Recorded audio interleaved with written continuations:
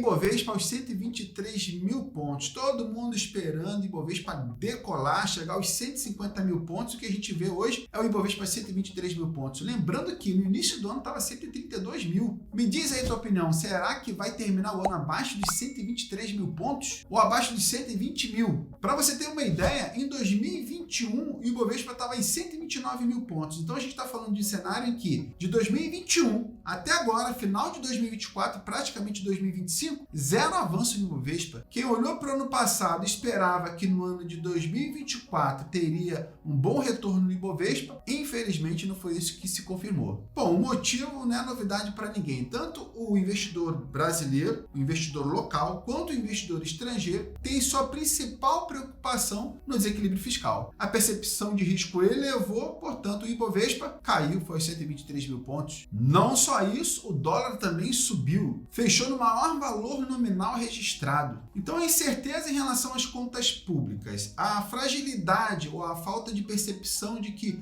o ajuste fiscal vai ser eficiente, impactou diretamente a Bolsa Brasileira e a moeda brasileira, o real. Por isso o dólar subiu tanto. E olha só essa notícia e veja como é preocupante o cenário atual. O próprio relatório do Tesouro, nessa notícia, fala o seguinte: Tesouro aponta risco de apagão do governo em 2032 se despesas continuarem crescendo. Então o próprio Tesouro Nacional aponta o seguinte: olha, se o crescimento das despesas públicas continuarem nesse ritmo, o que a gente pode esperar em 2032 é um colapso. No ritmo atual, pode esperar um colapso fiscal em 2032. Então o próprio cenário reforça a necessidade de reformas estruturais mais impactantes. Não é um pacotinho de 70 bi que vai resolver o problema. A coisa mais séria. Se não houver reformas estruturais significativas, não tem como segurar o colapso em 2032. O mercado financeiro também já apontou a estimativa da inflação. Lembrando que a meta da inflação no ano de 2024, o centro da meta é 3%. A Selic tem aumentado para poder conter a inflação e se aproximar um pouco mais do centro da meta. A questão é de que o mercado financeiro percebe de que esse aumento da Selic não vai ser o suficiente e já prevê um aumento da inflação para o ano que vem. Então a gente já está vendo aí há alguns meses o Copom subindo a Selic para poder conter a inflação. E está subindo. A última subida foi de 1 ponto percentual. Só que isso não está resultando e o que se prevê de que não resultará. Por isso que o mercado prevê uma inflação mais alta. E se a inflação for mais alta, o que vai acontecer com a taxa de juros? Bom, aí não precisa ser nem um expert para poder entender e descobrir o que vai acontecer. Continuar subindo. E é por isso que a taxa de juros futuros sobe. Para você ter uma ideia, a taxa de janeiro de 2031 está em 14,79. Imagina, quem prefixou um título alguns anos atrás a uma taxa de 13. Vai perder dinheiro. Mesmo quem viu a oportunidade em prefixar em 14%, vai perder dinheiro. Essas taxas estão tão incomuns que aconteceu algo que é muito raro acontecer, circuit break no Tesouro Direto. O circuit break acontece quando existe uma grande volatilidade na negociação dos títulos. As taxas dispararam, grande volatilidade, circuit break. E é claro que tudo isso acontece por causa da percepção de risco fiscal, na situação atual do Brasil, a atual conjuntura do país, alta taxa de juros, despesas altíssimas. Isso obviamente afeta bastante a atratividade dos títulos, inclusive títulos públicos, e o governo é obrigado a aumentar a rentabilidade, oferecer um produto com uma rentabilidade melhor para que alguém se interesse. Aí, não se interessando, ele continua aumentando a oferta. E é por isso, por causa de todo esse cenário, de que a projeção para 2025 na Bolsa de Valores não é animadora, ou pelo menos não são das mais animadoras, principalmente se você olhar para o Ibovespa. E aí muita gente pensa em migrar para a renda fixa, o que faz muito sentido se você estiver olhando apenas para 2025. O que todo mundo está observando é que em 2025 continuará sendo um ano de muita volatilidade na Bolsa de Valores, e isso não é para todo mundo. É claro que dentro desse meio aí existem várias oportunidades interessantes, a Bolsa nunca esteve tão barata, mas não é um ambiente para um iniciante, por exemplo, que acabou de sair da renda fixa e olha para a Bolsa caindo, muita volatilidade. Isso é estressante, principalmente para quem não entende ainda essa dinâmica do mercado financeiro. Na minha opinião, a Bolsa de Valores, inclusive a Bolsa Brasileira, é um ambiente bastante interessante também no ano de 2025, principalmente nesse momento em 2025, se continuar essa volatilidade, se você tem um objetivo de longo prazo. Ótimas oportunidades, empresas negociadas bem abaixo do preço, empresas inclusive pagadoras de dividendos, que você vai poder acumular cotas enquanto as cotas estão baratas. Mas eu entendo, obviamente, que não é para todo mundo, principalmente quem está vindo da renda fixa e chegando na Bolsa de Valores agora, vai perceber um estresse. Se tiver um uma mentalidade de longo prazo, esse estresse vai ser atenuado. Mas, para quem vem da renda fixa, é sempre ali um momento de bastante ansiedade, porque não está acostumado a ver tanta volatilidade, então gera sim, é normal gerar ansiedade. É só pensar no longo prazo e pronto. E para você certificar de que esse não é um vídeo alarmista e de que essa é uma opinião, um consenso de várias casas de análise, o Itaú prevê uma Selic de 15% e uma inflação de 5%. Os mais otimistas ali, animadores, estão vendo uma Selic a 14%. E será que não dá para resolver isso? Será que não dá para poder trazer as despesas para um nível aceitável, conter os gastos, criar mecanismos para que os investidores, tanto brasileiros quanto os investidores estrangeiros, olhem para o cenário brasileiro e vejam oportunidades com mais segurança? Será que esse problema é um problema mundial? Será que o cenário atual no Brasil tem a ver com a economia mundial? Eu não acredito. Sabe por quê? Porque a economia na Argentina cresce 3,9%. E é claro que você deve lembrar como é que estava a Argentina algum tempo atrás. Então tem conserto, tem jeito, é preciso fazer o que precisa ser feito. Os investidores têm razão em estar preocupados e ter dúvidas em relação à Bolsa Brasileira. Todo esse cenário, todo esse ambiente provoca no investidor, na grande maioria das vezes, muita ansiedade. E a ansiedade está colada com erro. E erros comuns, como, por exemplo, vender na baixa, deixar de investir em empresas que se mostram como oportunidades nesse momento, fundos imobiliários, vários fundos imobiliários apresentando oportunidades interessantes, eu mostrei aqui num vídeo recente, fundos imobiliários com bons dividendos e um bom preço sobre VP, então oportunidades tem. E olha, tem muitas oportunidades, tanto em empresas brasileiras quanto em fundos imobiliários. Só que o cenário atual, taxa de juros, descontrole, percepção de risco, pacote fiscal e aprovação, que existe uma dúvida ainda se vai ser aprovado ou não esse ano. Aí promove queda na Bolsa de Valores, a alta de juros provoca queda nos fundos imobiliários, vários fundos imobiliários e ações interessantes, e o investidor faz o quê? Vende na baixa. Ou para de comprar, está preocupado, não vou colocar meu dinheiro não, a bolsa está caindo, fundos imobiliários estão caindo, vou segurar. A minha sugestão para você é de que tenha paciência, tenha foco no longo prazo, porque hoje existem várias oportunidades interessantes, tanto na Bolsa Brasileira quanto em fundos imobiliários. Na Bolsa Americana, o que você precisa fazer é selecionar boas ações, selecionar bons fundos imobiliários e manter a estratégia de investir mesmo em queda, mesmo caindo. Porque é muito melhor comprar uma cota barata do que comprar uma cota cara. Então, nesse momento, a regra de ouro continua válida. Monte uma carteira bem diversificada, bons fundos imobiliários, ótimas oportunidades de fundos imobiliários descontados que pagam bons dividendos. Monte uma outra parte da tua carteira com ações de empresas brasileiras, várias empresas descontadas com grande potencial de valorização, bons dividendos, disponíveis hoje para comprar. E, é claro, não deixe de investir no exterior para ter uma diversificação em várias classes de ativos muito importante para o longo prazo. O ano de 2024 está claro, já está definido, isso não vai se reverter. Foi o ano da Bolsa Americana. Quem investiu na Bolsa Americana teve um ótimo retorno, acima de 50%, que faz um ótimo contrapeso com os fundos imobiliários e Bolsa Brasileira que não tiveram bom desempenho, pelo contrário, caíram. Agora eu quero saber o seguinte, o que você acha que vai acontecer no ano que vem? O ano de 2025 está vindo aí. Qual vai ser a classe de ativo que mais vai subir? Fundos imobiliários? Não sei, pelo menos no início do ano não. Taxa de juros subindo, boa oportunidade para continuar comprando barato. Bolsa brasileira? É possível. A bolsa já está muito barata, as empresas sendo negociadas bem abaixo do PL. Boas empresas com potencial de valorização. Algumas empresas eu vejo ali que, olha, cair mais é difícil. Então pode ser o ano da Bolsa Brasileira? Não sei, quero que você me diga aí. Eu acho que é provável. Bolsa Brasileira, se eu tivesse que apostar, eu diria que é a Bolsa Brasileira, mas eu quero saber de você a tua opinião. Eu vou apostar na Bolsa Brasileira? Eu vou fazer o que eu sempre fiz, continuar equilibrando minha carteira entre ações de empresas brasileiras, fundos imobiliários e Bolsa Americana. Um bom controle de exposição, uma boa alocação de ativos, isso vai garantir para mim, seja qual for a classe, minha carteira vai continuar subindo. Não foi diferente esse ano. Agora eu quero saber qual classe de ativos que você acha que vai subir mais. Bolsa Americana, Bolsa Brasileira ou fundos imobiliários. Vou até colocar uma pimenta aqui. Ou criptomoedas. Criptomoeda está no topo também. Quem gosta, quem é um grande entusiasta de criptomoedas, está no topo histórico. Subiu muito. Tu acha que criptomoedas vai ser um investimento do ano que vem? De todos, eu acho mais arriscado. Eu tenho vários amigos e alunos que investem em criptomoedas, são entusiastas de criptomoedas. Eu sempre aconselho, olha, segura a mão, tenha parcimônia, cautela, porque em um momento de correção que ocorre de vez em quando é queda de 50% para mais. Mas eu quero saber de você, qual vai ser a classe de ativo no ano que vem que você acha que vai trazer maior retorno para a tua carteira? Como eu falei, o cenário atual, por mais que pareça muito desanimador, se mostra como grande, maravilhoso maravilhosa oportunidade para quem investe para o longo prazo. Em fundos imobiliários, várias oportunidades. Ações,